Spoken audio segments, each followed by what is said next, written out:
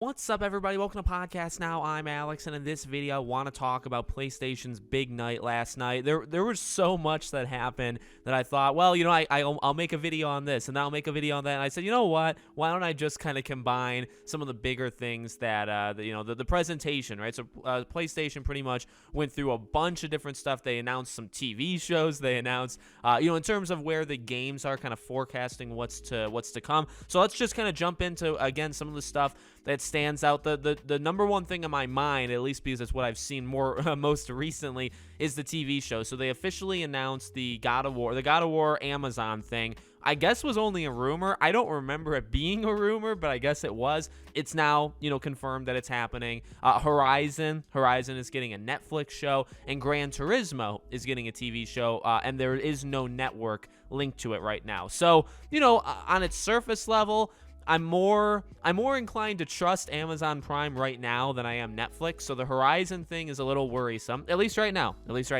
But it is good to see these properties. I think this is what Sony wants, right? These properties to kind of jump outside of just games. So we'll see how they go. I don't know if it's going to necessarily be the great, because if you fail with all of them, right? Now, I personally like the Uncharted movie. I actually think the Uncharted movie was good. I know a lot of people hated it. I know a lot of people also didn't see it. So you could argue, if God of War, if they mess that up, if they screw that up, if Horizon is just a dumpster fire, if Gran Turismo, I don't even know what. Gran Turismo needs to be as close to Fast and Furious as you possibly can get it. That's in my opinion. That's what would work. That's more Need for Speed, though, not Gran Turismo. So we'll see how they do it. But if these things fail, it actually will hurt the brand, not help it, or hurt the properties, not help it. So I am worried, but I get it. I get what they're doing, and I'm hoping that they're all good. Obviously, it starts with the Last of Us TV show.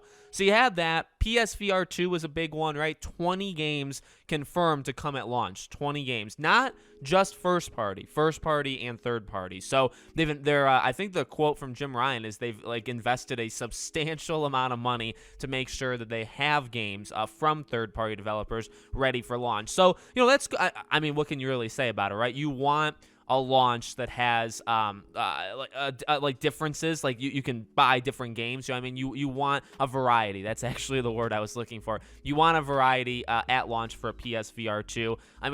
I'm really excited for it. I've been excited for it. I love PSVR 1. I do like, VR just in general. The Horizon, that one looks awesome. So I'm looking forward to whatever they, obviously they have a lot more games than just that they haven't shown yet. And I think we'll get that, relatively soon. So we got that. Then we add a thing that was kind of interesting in terms of where they're going in the future with games. And pretty much the idea is by the time we get to 2025, PS4 games are gone. That's one thing that I haven't really seen many people talk. Now, it's not a surprise, but it's just something I haven't seen people really mention. In the bar graphs they showed, the PS5 and PS4 color is completely removed by the time we get to 2025. So by the time you get to 2025, it's mainly on, 50% is on PS5. The other 50%, I believe, is split 30 on PC and 20 on mobile. And that's the difference, the breakdown that they want to get it. Now, I wouldn't get so worried if there is anybody worried. I don't know. I wouldn't get so worried, mainly because I feel the PC releases are going to be a lot of the PlayStation. It's not unique PC games. They're going to be backlog games from PlayStation, or they're going to be games releasing day and day, or they're going to be games releasing maybe a year. So a 2025 PC release that's in that bar graph could have been a 2024 PS5 game. Does that make sense? So I don't mind it. I've actually been in support of Sony going to PC. It is it's such an easy move to do. PC sells, as you can tell. In fact, they gave the numbers for God of War, Horizon, and Days Gone. I believe those were the 3 games. They all sold great. Horizon really sold great, but the other 2 did pretty well as well, and they made a lot of money. They made a lot of, I think, I think Days Gone and God of War made a little bit over $20 20 million each, 22, 23 million each. I mean, even if it's not a lot to like the average Joe at home, okay, analyzing it, I mean, it's more than they would have made because they don't do this. So by just putting, there's the rumors now, Returnal is like the next one to come to a PC that was kind of leaked today or this morning. If that game sells 500,000 copies, if it can make 20 million bucks, why wouldn't you? It's been a year. You have the people that were going to get it on PlayStation. No, you're not going to get very many new people. Put it on PC, make a couple dozen $1 million, and you're good. Like, I mean, it's such an easy strategy that I don't think hurts the PlayStation brand at all, as long as they don't do it the same day. And some games they will, but those will be more like live service games. In fact, I think that was also talked about, that like a game, the live service games that they're planning to launch over the next 3, 4, 5 years. Those games I do think will be same day, like a Last of Us multiplayer. I'd be shocked if it wasn't on PlayStation and PC the same day. If it's not, you're hurting a potential player base that you could be getting, and you're saying, no, we don't need the player base. And I don't really understand why you would do something like that. So that's my opinion. But I'm not really, the mobile stuff does scare me just because of mobile games, but I'm willing to give Sony a chance. I'm willing to see what IPs they put on mobile, what kind of quality they are, and I'm sure I'll try them. I'm not a mobile gamer. I never will be, but I'll try them, and I'll see if maybe they can hook me, and maybe I can become a mobile gamer. I don't know.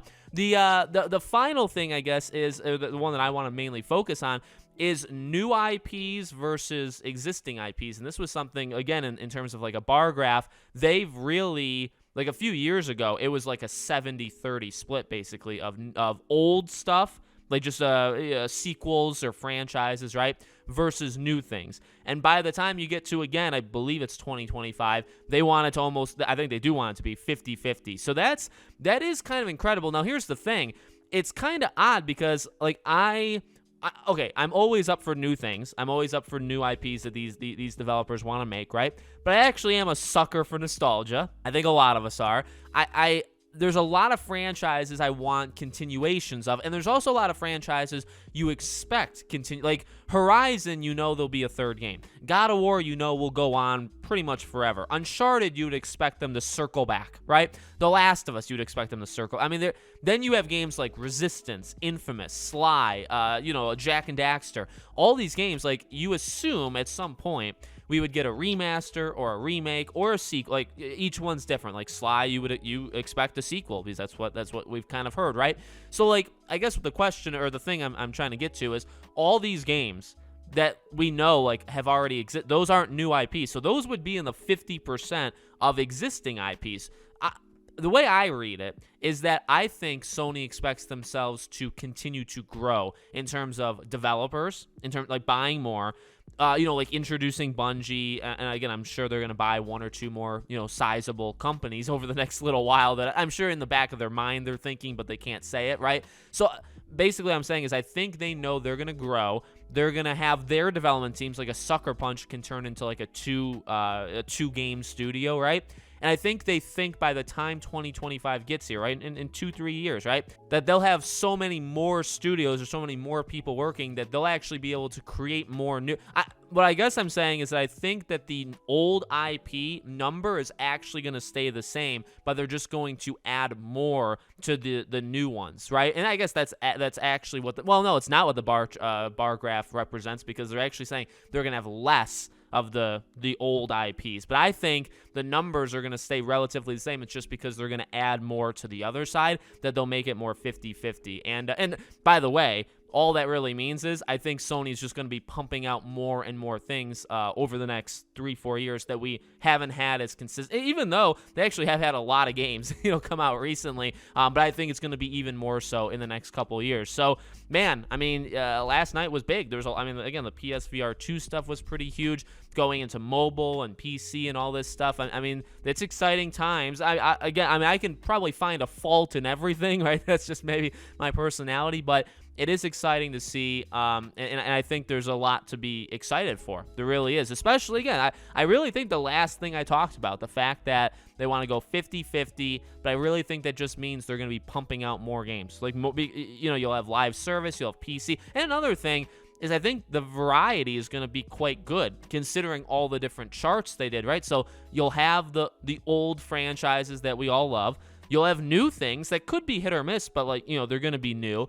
You have PSVR, you have mobile. Now it's going to be on PC, so you're going to have a different avenues to play it. You're going to have live service games. You're going to have more traditional storytelling. I mean, I think there's going to be stuff for everybody. There's going to be things that aren't for you. And again, that's what I think people don't understand when it comes to gaming. That age-old thing, not necessarily with accessibility, but like with an easy mode and stuff like that. The age-old argument I always have to it is, there is a game for everyone, but not every game has to be for you. The distinction needs to be there, right? That there is a game for you out there. If there's 1,000 games, one of them will be for you, but not all 1,000 have to be for you. And I think we muddy that quite a bit, or certain people muddy it quite a bit in the gaming industry. And in a weird way, this is also what I think Sony is doing. There's going to be a lot of different games that are not going to work for everybody, but there's going to be something. If you want to try to find something, you'll find something. So let me know what you guys think in the comments. Make sure you guys are subscribed, bell icon turned on so you know when all these videos go up, and I hope to see you all on the next one.